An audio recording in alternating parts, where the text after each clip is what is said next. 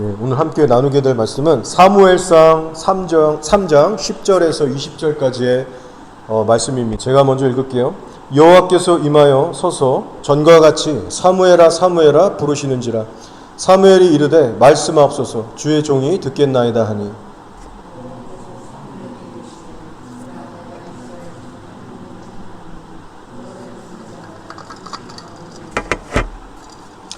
내가 엘리의 집에 대하여 말한 것을 처음부터 끝까지 그날에 그에게 다 이루리라.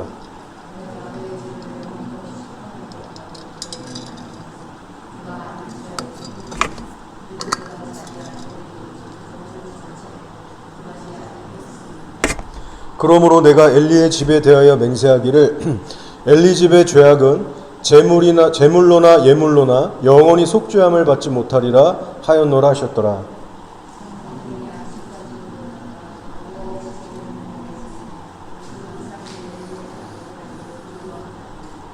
엘리가 사무엘을 불러 이르되 내 아들 사무엘아 하니 그가 대답하되 내가 여기 있나이다 하니 그가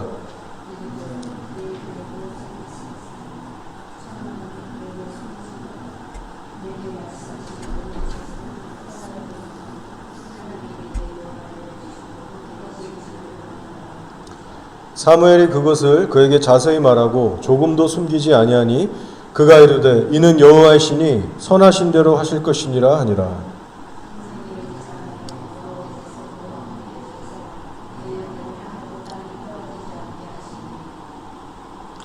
단에서부터 브엘세바까지의 온 이스라엘이 사무엘은 여호와의 선지자로 세우심을 입은 줄을 알았더라. 아멘. 제가 최근에 동네에서 산책 워킹을 하다가 전에 말씀드린 사무엘 크로스라는 도로명을 다시 한번 보게 됐어요. 우연코 이제 고개를 또 들었는데 다시 제가 그 스팟에 와 있고 사무엘 크로스를 보게 됐습니다. 그런 생각이 들었습니다. 내가 이 팻말을 정말 봤었었지 전에. 주님께서 다시 한번 나에게 리마인드 시켜주시는구나. 그런 생각이 오면서 마음을 다잡는 시간이 있었습니다. 흐지부지 되지 말고 정신 차리고 정말 살아야 되겠구나. 신앙의 시작은 좋았는데 끝에 가서 무너지는 사람들이 너무나도 많습니다. 그래서 우리가 하루하루 신중하게 깨어서 정말 최선을 다해서 후회 없이 살아가야 됩니다. 저는 오늘 말씀을 묵상할 때 이 엘리를 보면서 엘리 같은 목사는 정말 되지 말아야 되겠다. 정말 비참한 인생은 되지 말아야겠다. 엘리처럼 되지 말아야겠다. 그런 경각심이 들었습니다. 그래서 오늘은 여러분과 함께 이 엘리에 대해서 함께 나눠보면서 여러분의 마음도 새롭게 다잡으시고 하나님 앞에 새롭게 좀 결단을 하는 그런 시간이 됐으면 좋겠어요. 엘리 제사장은 어떤 사람이에요? 바로 이 아론의 아들, 이 아들이 4명 있지 않습니까? 그 이다말, 4번째 아들의 후손입니다. 그리고 스라에 누가 있었냐면 홈니와 비느하스라는 두 아들들이 있었어요. 아론의 후손이기 때문에 이 엘리 집안은 제사장 집안이었습니다. 그렇기 때문에 이 비느하스와 홈니라는 자녀들도 그 아버지와 함께 제사장직을 수행을 했었죠. 그런데 이 하는 짓들을 보니까 하나님의 제사장이 아니라 완전히 사탄의 제사장과 다름없는 정말 하나님 보시기에 악한 자들이었습니다. 사무엘상 2장 12절에 엘리의 아들들은 행실이 나빠 여호와를 알지 못하더라. 이들의 행실이 나빴다라고 개역개정에서는 번역하고 있는데 킹제임스 버전으로 보면 이렇게 나와 있습니다. 이들은 벨리알의 자녀들이다. 벨리알은 곧 사탄 마귀를 뜻하거든요. 가치 없는 자들 이런 뜻도 있지만 사도 바울이 이 벨리알과 함께하지 마라 얘기했듯이 어둠을 뜻하고 사단에 속한 어떤 그런 것을 의미하는 겁니다. 그러니까 이 비느하스와 홈니의 행실이 마치 악마와 같이 심히 부패했고 그 악하다는 표현인 거죠. 자, 그럼 이 두 아들들이 어떤 끔찍한 짓을 했습니까? 이스라엘 백성들이 하나님께 회개하고 예배드리려고 제물을 정성스럽게 이 실로에 있는 성막으로 갖고 왔어요. 그런데 이 비느하스와 홈니라는 사람들이 백성들이 가져온 이 제물을 자기 멋대로 낚아채고 자기들이 취하는 겁니다. 백성들이 제사를 드린 후에 어떻게 하냐면 냄비나 가마솥에다가 고기를 삶습니다. 이제 펄펄펄 끓는 물에 이렇게 삶고 있는데 이제 이 비느하스 얘네 쪽에 사람들이 와서 갈고리로 끓고 있는 그 고기 속에 싹 집어넣고 걸리는 거를 그냥 자기 멋대로 가져가는 거예요. 이 얼마나 겁도 없이 얼마나 이 악한 짓들입니까? 예배 도중인데. 그리고 때로는 삶은 고기가 지겹고 물리면 고기를 꺼먹고 싶은 거예요. 불에 직접. 그러면은 가서 나한테 먼저 날고기를 줘라. 나 이거 꺼먹을 거다. 날고기를 먼저 줘라. 그리고 나서 너가 삶든지 예배하든지 해라. 그래서 그렇게 하면 안 됩니다. 왜냐하면 하나님의 규율은 그게 아니거든요. 순서가. 먼저 기름 태우고 삶고 그 다음에 제사장이 원하는 거를 취하는 그런 순서로 가야 되는데 말을 안 들으면 무력으로 뺏는 거예요. 이들의 악행은 여기서 끝이 아닙니다. 성막에서 일하는 여자 성도들에게 추근덕대면서 이 성적인 음란한 짓들도 했어요. 제사장이라는 타이틀은 있었어요. 아론의 후손이었어요. 그런데 우리가 상상할 수 있는 그 선을 넘어버리는 그런 악행들을 했습니다. 그리고 심각한 건 뭐냐면요. 이런 짓을 한두 번만 한 게 아니에요. 뭐 한 달, 두 달만 한 게 아니라 상습적으로 오랜 시간을 해왔다는 겁니다. 성경을 보시면 이 제사장들이 백성들에게 행하는 관습이 이러하더라. 이들의 커스텀이 이러하다. 영어로 보면 커스텀이라고 합니다. 오랜 시간에 걸쳐 반복해온 행동이었기 때문에 이제 커스텀이라고 하는 거죠. 자, 오늘날의 상황으로 좀 더 대입해 볼게요. 이게 얼마나 심각한 죄들인지. 오늘날 따지면 이런 거예요. 성도들이 주일날 이렇게 교회 와가지고 하나님께 예배 드리려고 하는데 저 같은 목사가 그 성도한테 가서 헌금의 일부를 먼저 나한테 주시오. 그리고 나서 뭐 기도를 하든 찬양을 하든 그렇게 하라고.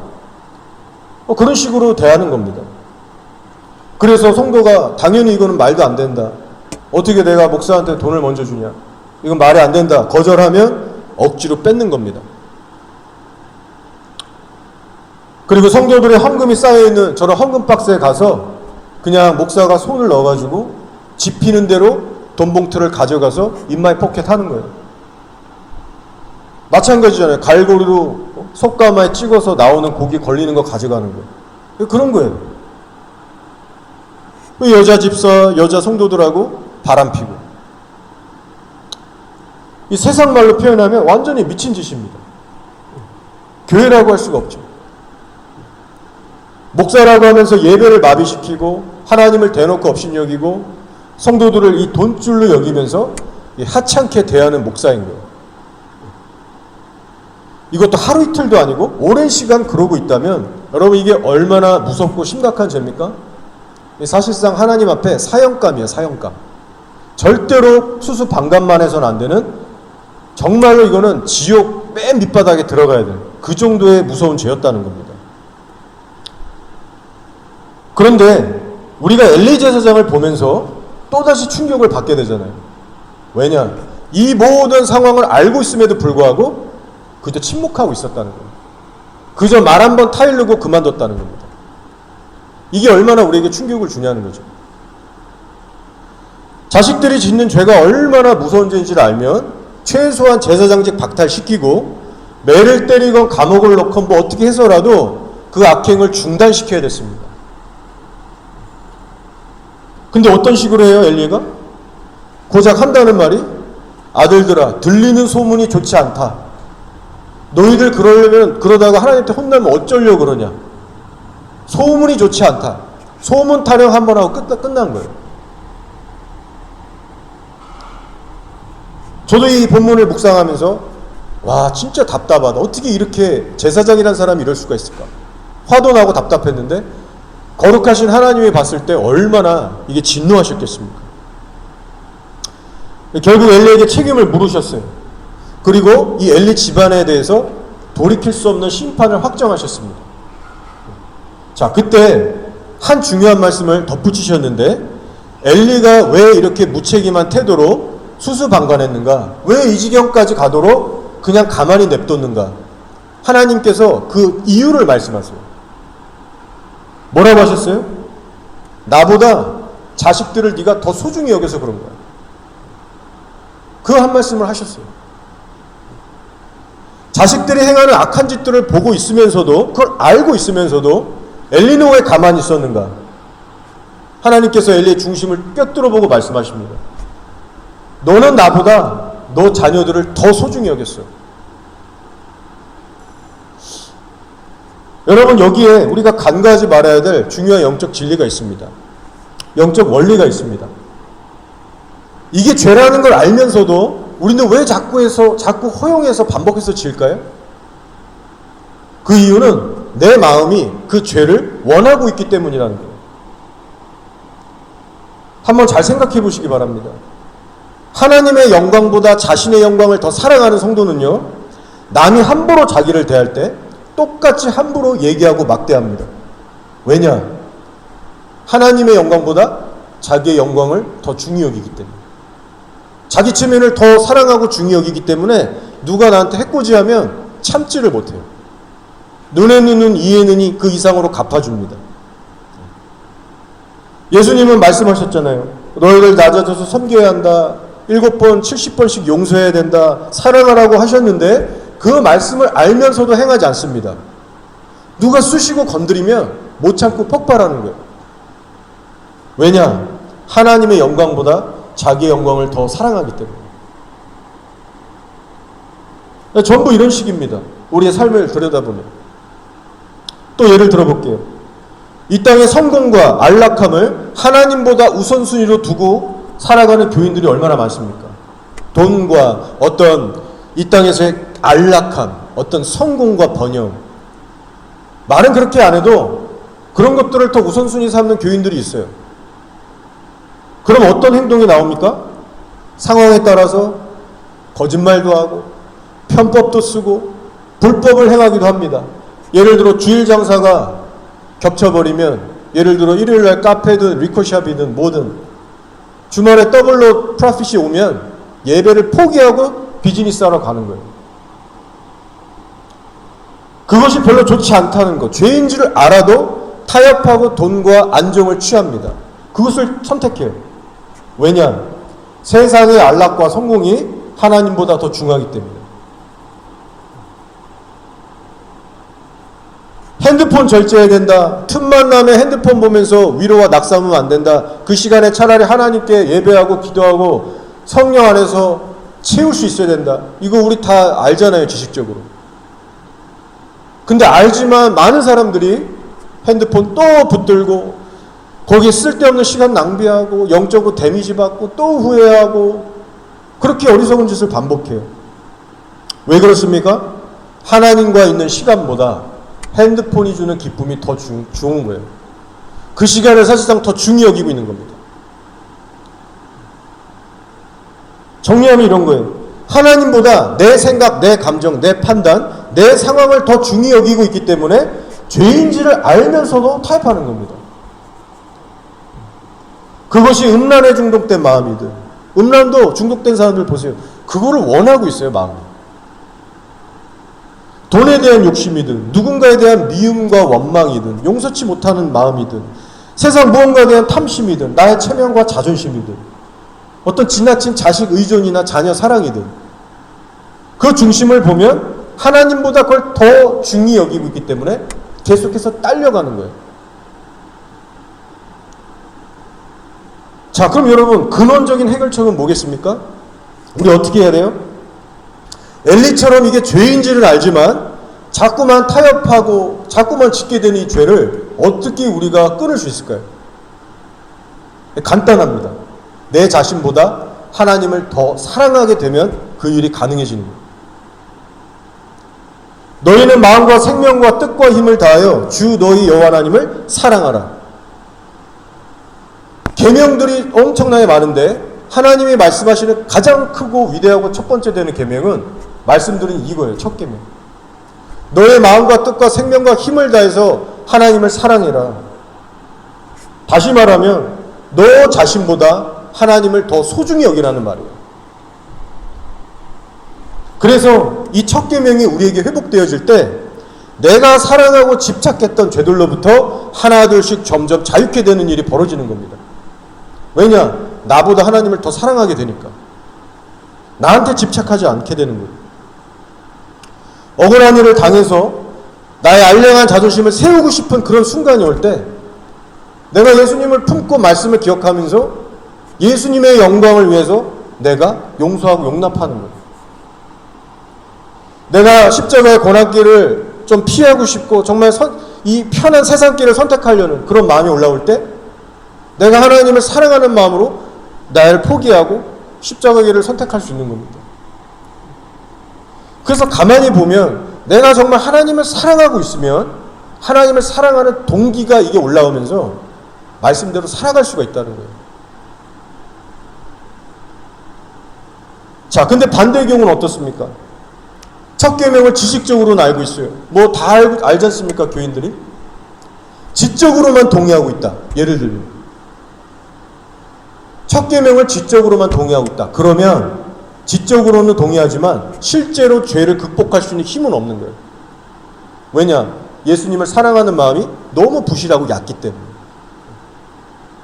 죄라는 것은 지적인 어떤 그런 영역으로는 극복할 수가 없는 영역입니다. 나를 포기하고 내려놓는 게 너무 괴롭고 힘든 거예요. 예수님을 택해야 되는데 말씀도 지적으로 아는데 결정적인 선택의 순간이 올 때마다 나를 못 내려놓겠는 거예요.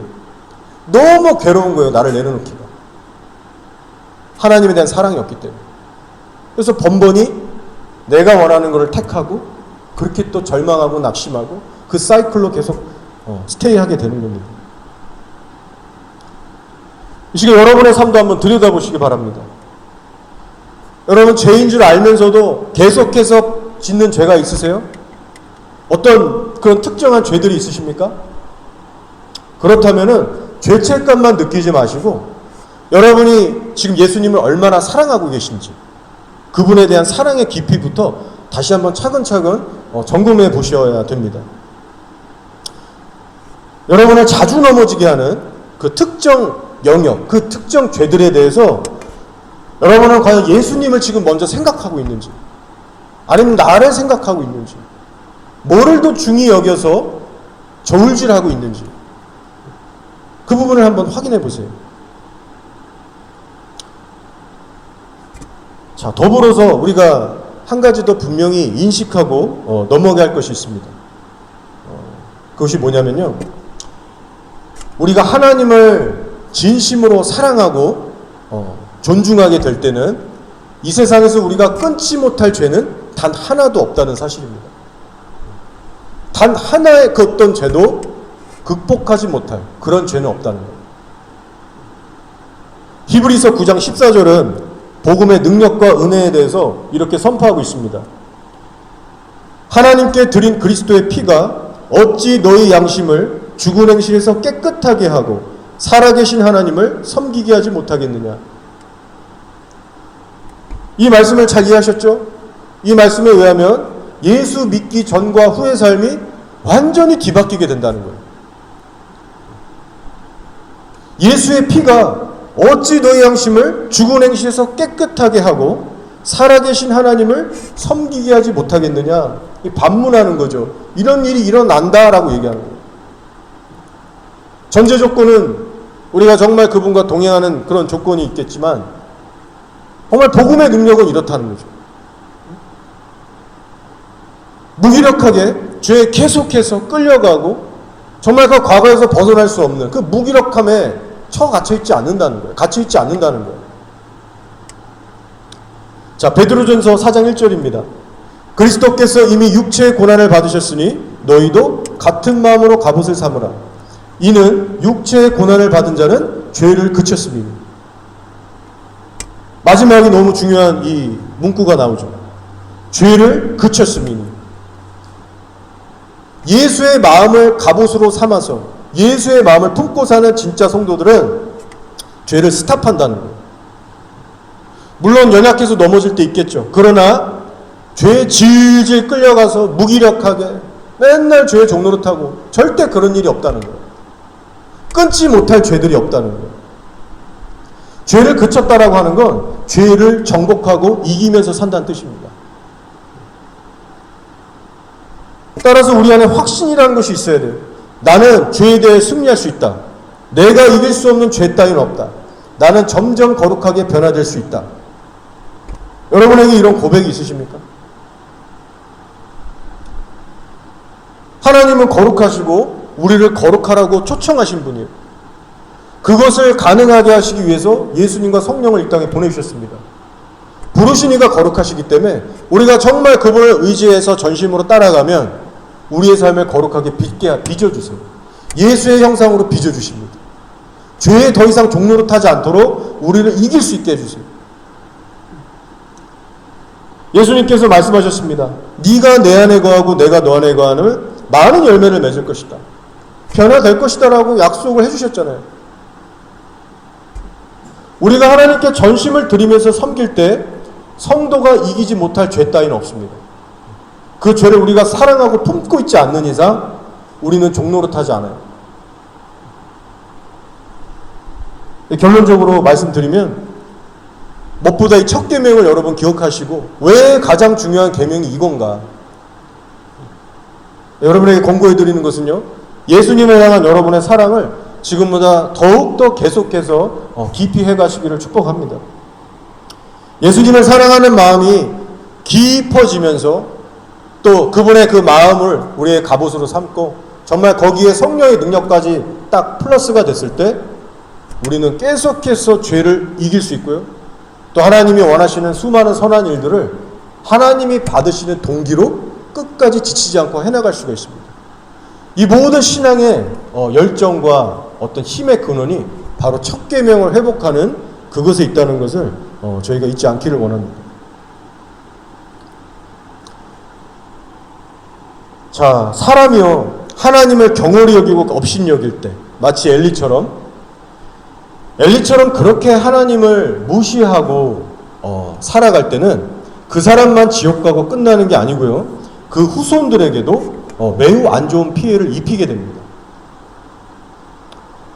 물론 이 구원이라고 하는 것은 예수님과 나와 1대1 관계이기 때문에 후손들 쪽에서도 예수님을 잘 믿고 섬기면 윗세대가 아무리 엘리같이 잘못을 해도 천국 갑니다. 1대1 관계이기 때문에. 구약 말씀에 이런 게 있잖아요. 뭐 아비가 신포도를 먹고 이가 시다고 해서 그 아들이 뭐 이가 시다고 하면 어찌미뇨. 뭐 이스라엘의 속담이기도 하고 하나님도 이런 거 말씀을 이제 인용을 하셨는데 이런 겁니다. 개인의 구원과는 별개 문제라는 거예요. 아버지의 죄가 너무나 엘리처럼 극악해서 아버지는 지옥 가고, 근데 아버지의 죄 때문에 자녀까지 지옥 가나? 그건 아니에요.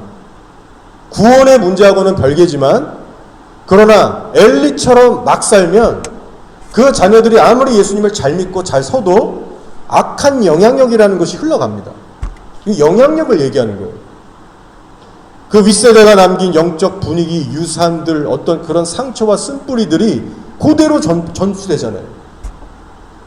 그러니까 후손들이 아무리 신앙생활을 잘하려고 해도 어려움을 겪게 됩니다. 근데 만약에 예수를 믿지 않고 똑같이 윗세대처럼 악한 행실로 그 후손들이 간다. 그러면 이거는 걷잡을 수 없이 하나님의 어떤 그 악한 것, 어떤 저주가, 또 사단의 어떤 날뛰미, 그 가문을 완전 뒤덮게 되는 것이죠. 상식적으로 생각해도 윗세대가 잘하면 후손이 그만큼 선한 어떤 은총과 은혜를 받게 되는 것이고, 못하면 다 어려워지는 거예요. 나라도 그렇지 않습니까? 자, 엘리의 집안을 한번 보세요. 엘리와 엘리의 자녀들이 하나님의 그 진노를 사게 됐을 때 그 후손들이 막심한 피해를 보게 됩니다. 이건 구약의 어떤 사건이지만 신구의 어떤 시대를 초월하는 어떤 영적 원리예요. 어떤 피해를 봅니까? 엘리 때문에 후손들이 일찍 죽임을 당하고, 후대에 가서는 엘리의 가문 자체가 제사장직에서 완전히 파문을 당하게 됩니다. 엘리의 집안에서 더 이상 제사장이 나오지 않게 되는 거예요. 자, 하나님께서 엘리에게 심판을 확정하실 때 이런 저주를 내리셨습니다. 제가 읽어드릴 테니까 한번 들어보세요. 나 여호와가 말하노라. 내가 전에 내 집과 내 조상의 집이 내 앞에 영원히 행하리라 했으나 이제 나 여호와가 말하노니 결단코 그렇게 하지 아니하리라.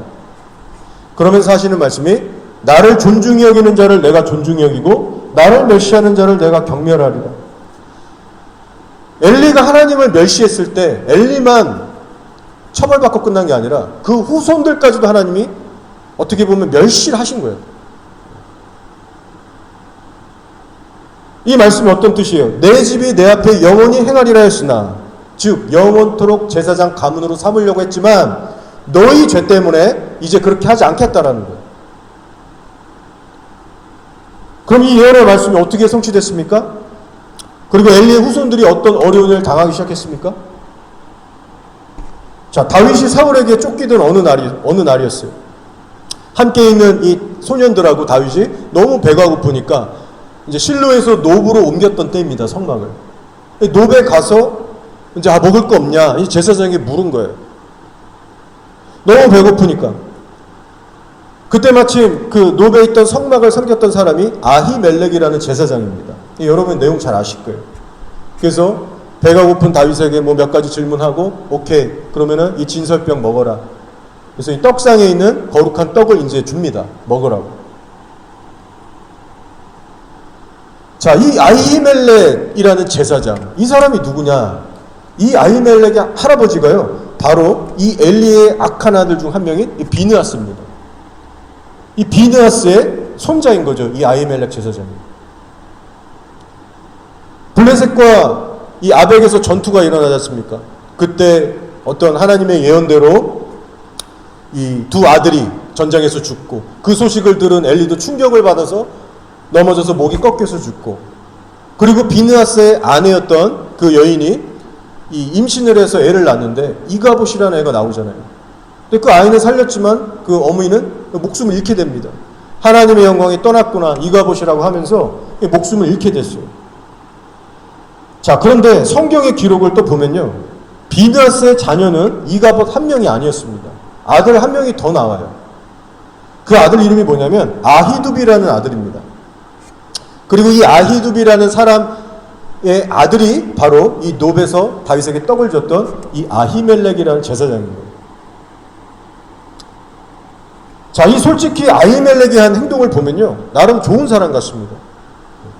사울에게 뭐 신고한 것도 아니고, 나중에 사울이 추궁할 때도 다윗을 돕는 게 왜 나쁘냐고 그렇게 용기 있게 소신 있게 발언도 했고, 다윗에게 떡도 주고 골리앗 칼도 돌려주고 하나님의 뜻을 기도도 해주고, 우리가 보면 하나님 편에 서서 다윗을 도왔던 어떤 선한 하나님의 사람으로 보여집니다.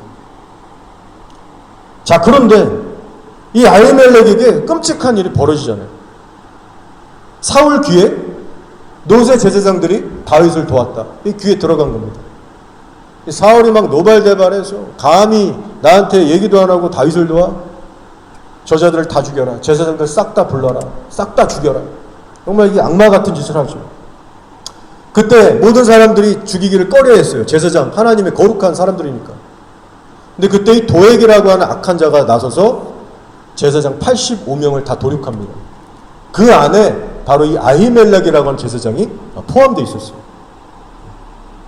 이 엘리의 후손이라고 하는 이 아히멜렉이 이렇게 무참하게 허망하게 이 세상을 떠나게 된 겁니다.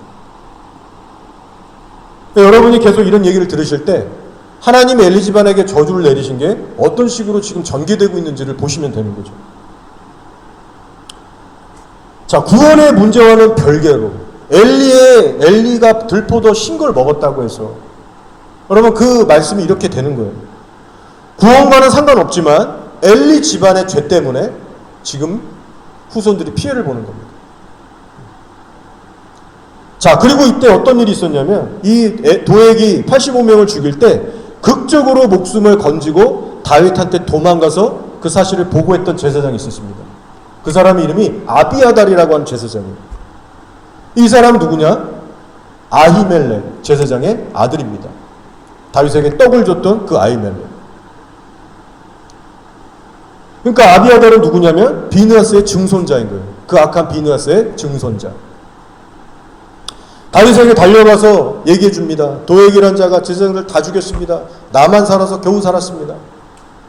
그때 다윗이 품어주죠. 아, 내 잘못이 크다. 이거 내 탓이다. 나랑 있으면 안전할 거야. 그를 걷어주고 이제 함께하게 됩니다. 그리고 좀 더 시간이 흘렀어요. 다윗이 드디어 왕의 자리에 딱 오르게 됐을 때 함께했던 이 아비아달도 은총을 입고 하나님의 제사장으로서 이제 직분을 이제 감당하게 됩니다. 어떻게 보면 탄탄대로가 이제 펼쳐진 거예요. 그래서 다윗 시절까지만 해도 제사장으로서 잘 살았고 별 문제가 없었습니다. 자, 그런데 다윗의 뒤를 이어서 누가 왕이 됐어요? 솔로몬이 왕이 되고, 근데 이 솔로몬이 왕으로 등극했을 때 예상치 못한 사건이 터지게 됩니다. 솔로몬의 형제 중에 아도니아라고 하는 이복 형제가 있잖아요. 근데 이 아도니아가 왕자리를 뺏겠다고 이제 쿠데타, 이 음모, 이 내란을 이제 일으킨 겁니다. 근데 하필이면 이 아비아달 제사장이 이 아도니아가 이끄는 반란에 합류를 하게 된 거예요. 이 영적인 분별력이 없었던 거죠. 그런데 결국 어떻게 됐어요? 아도니아의 반란이 실패로 돌아가면서 이 솔로몬의 눈에 이 아비아달이 찍히게 됩니다.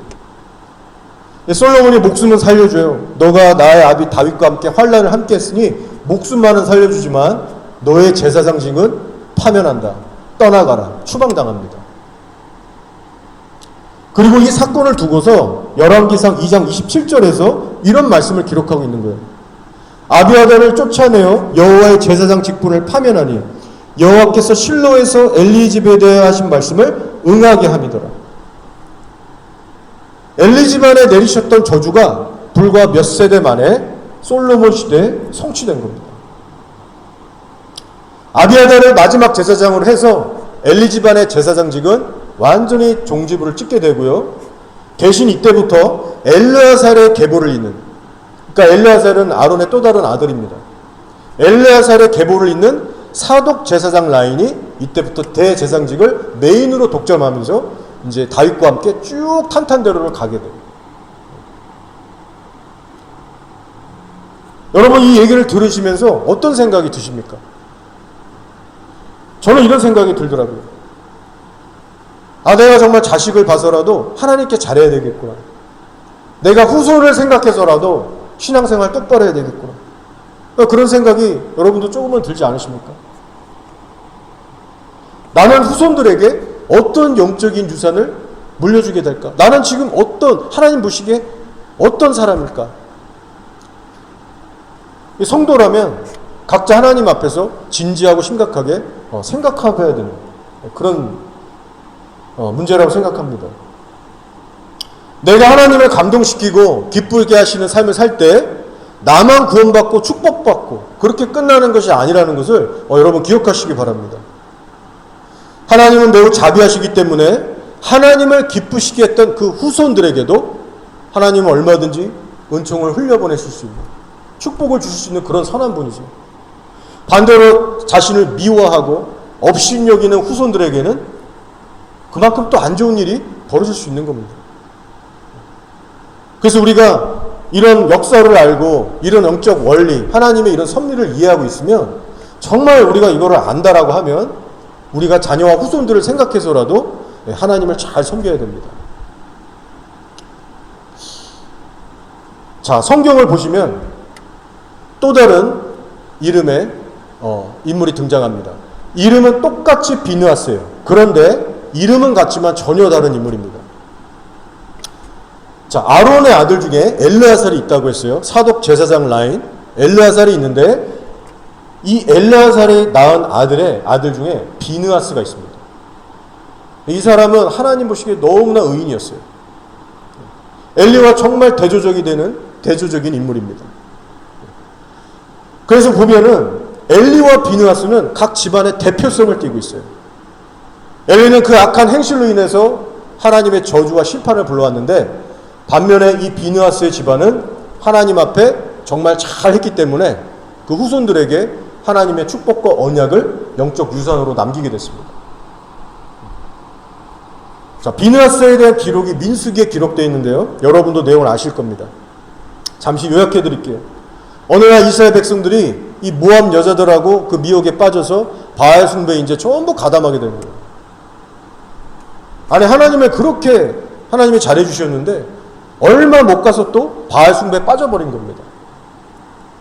영적인 간음을 저질러서 하나님이 엄청 진노를 하셨어요. 이스라엘의 이 리더십들 싹 다 잡아다가 대낮에 목매달아 내 앞에서 다 죽여라. 그리고 전염병을 확 치셔서 이제 막 이스라엘 진영이 막 난리가 난 거예요. 다들 두려워하고 떨고 막 긴박한 그런 상황이었는데 웬 정신 나간 한 남녀 커플이 아무것도 모른 척 쭉 이렇게 자기들 텐트로 손잡고 들어가는 거예요. 딱 보니까 이 고스비라고 하는 모압 여인 한 명이었고, 그리고 이스라엘 백성 한 명. 그렇게 남자 여자 커플이 자기들 천막으로 아랑곳하지 않고 천연덕스럽게 들어가는 겁니다. 지금 전염병이 돌고 하나님의 지금 진노가 임하고 있는 한복판에서 지금 그러고 있는 거예요.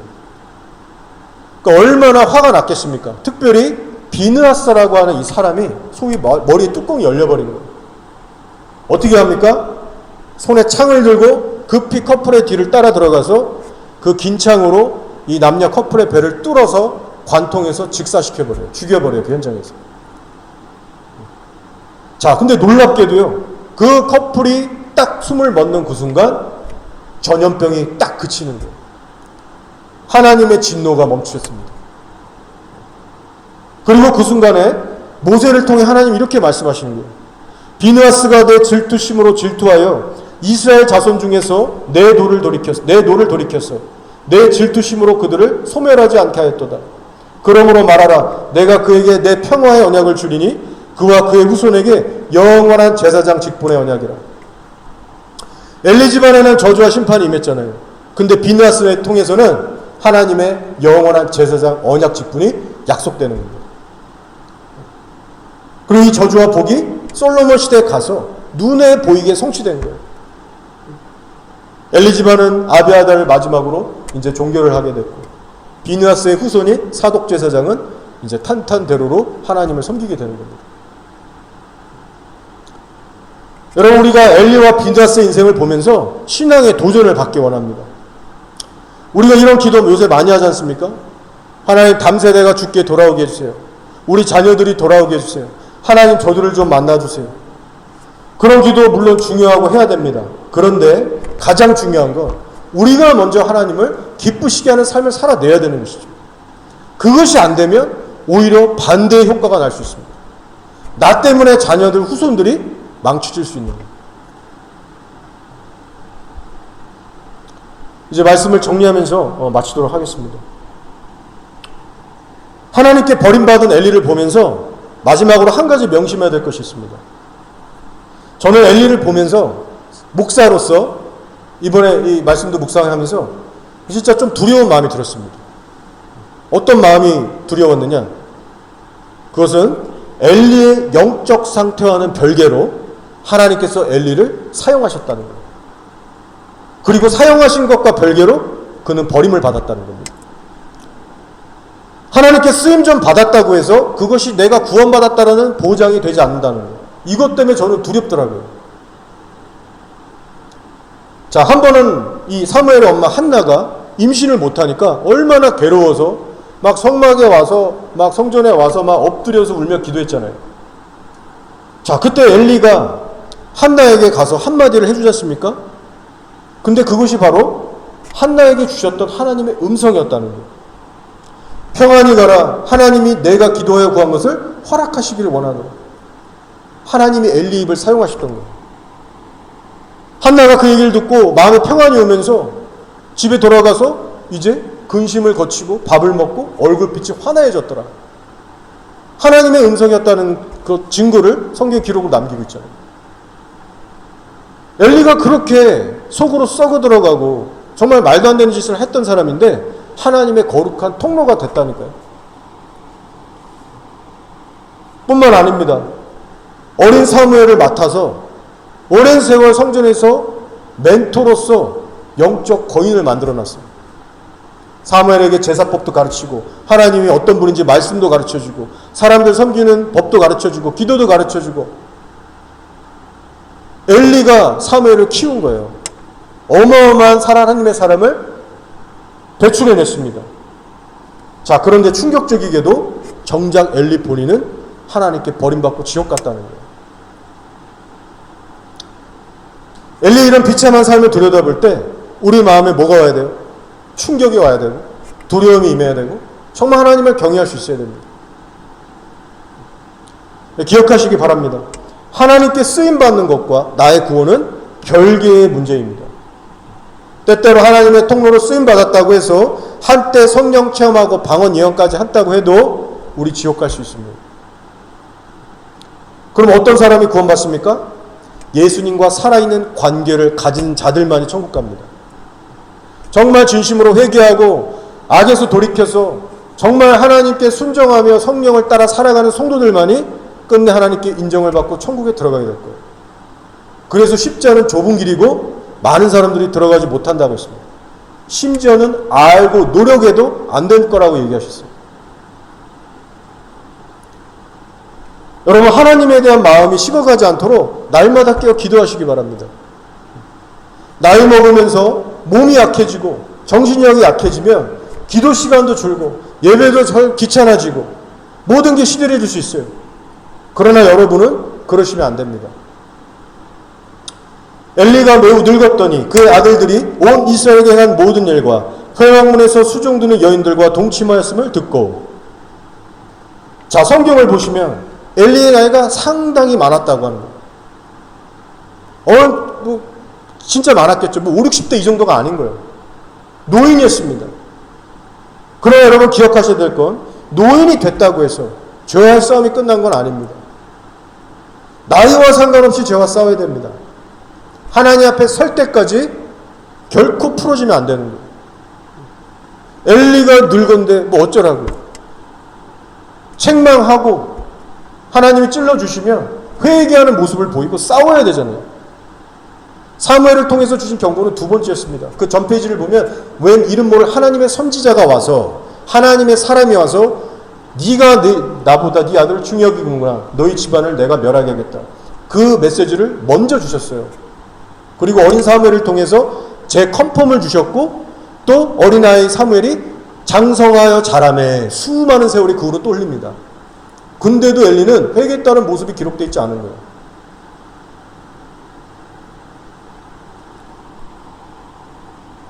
나이를 지긋이 먹었지만 끝까지 하나님을 경외함으로 인생을 잘 마쳤던 아브라함, 모세, 여호수아, 갈렙, 저 여러분도 그렇게 마지막까지 싸우고 승리하는 자들이 되어야 됩니다. 저보다 지금 다 어른들이시기 때문에 나이 얘기하는 건 참 죄송스러운데요. 그러나 여러분 중요한 겁니다. 세월이 흘러갈수록 내 자식보다, 세상의 안락함보다, 돈보다, 명예보다, 인간관계보다 예수님을 더욱더 사랑하는 자들이 되어야 됩니다. 근데 그 일은 생각처럼 쉽지가 않아요.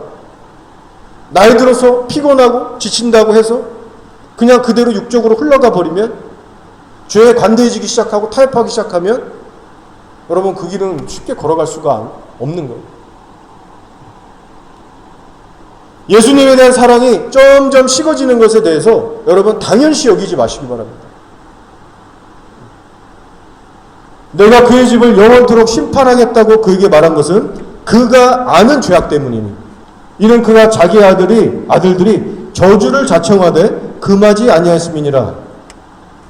자, 엘리가 망한 이유는요, 자신이 모르고 있는 죄 때문에 망한 게 아니에요. 알지만 처리하지 않은 죄 때문에 망한 겁니다. 하나님이 말씀하셨어요. 그가 아는 죄악 때문입니다. 그러나 그가 금하지 아니하였느니라. 따라서 우리도 일단 죄라고 인식이 되면 그 죄의 문제를 미루거나 회피할 것이 아니라 신속하게 정면으로 부딪혀서 회개하고 처리해야 됩니다. 아무리 작은 죄처럼 보일지라도 그때그때 처리하지 않고 내비두면 눈덩이처럼 연결되고 또 다른 죄를 파생하고 불어날 수가 있어요. 그때 그걸 처리하지 않음으로 인해서 하나님과의 관계에 치명타를 일으킬 수 있습니다. 여러분. 하나님이 여러분에게 원하시는 것은 여러분의 진심이고 그 진심을 기초로 한 거룩한 삶입니다. 저희 모두 하나님을 기쁘시게 하는 자녀들이 돼서 우리뿐만 아니라 우리의 후손들에게도 그 하나님의 축복을 흘려보낼 수 있는 하나님의 온전하고 성숙한 그런 성도들이 다 되시기를 주의 이름으로 축복합니다.